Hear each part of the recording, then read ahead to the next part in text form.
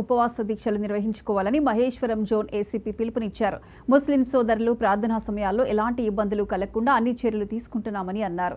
Social మీడియాలో అసత్య ప్రచారాలను ఎవరూ నమ్మవద్దని కోరారు. ప్రార్థనా మందిరాల దగ్గర ఎక్కువ మంది గుమికూడకుండా చూసుకోవాలని, పోలీసులకు సహకరించాలని విజ్ఞప్తి చేశారు.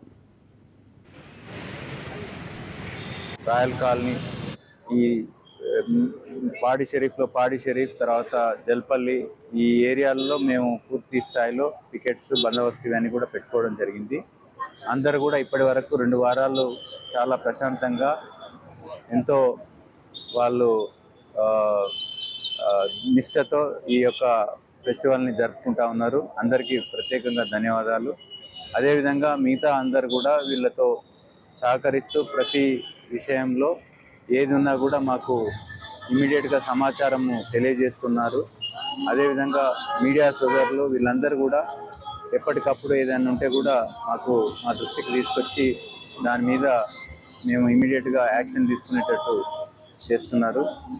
మిగతా డిపార్ట్మెంట్లతో కూడా మేము కోఆర్డినేషన్ చేసుకొని ఈ పండుగ పూర్తయ్యేంత వరకు మేము అన్ని రకాలైనటువంటి బందోబస్తుకు సంబంధించిన చర్యలు తీసుకొని ప్రశాంత వాతావరణంలో జరిగేటట్లు చూస్తామని చెప్పి తెలియజేస్తున్నాను. యూత్కు ముఖ్యంగా తెలియజేసేది ఏంటంటే, ఎట్లాంటి సోషల్ మీడియాకు సంబంధించి ఫేక్ న్యూస్ని వైరల్ చేయొద్దు, ఫేక్ న్యూస్ని నమ్మొద్దు.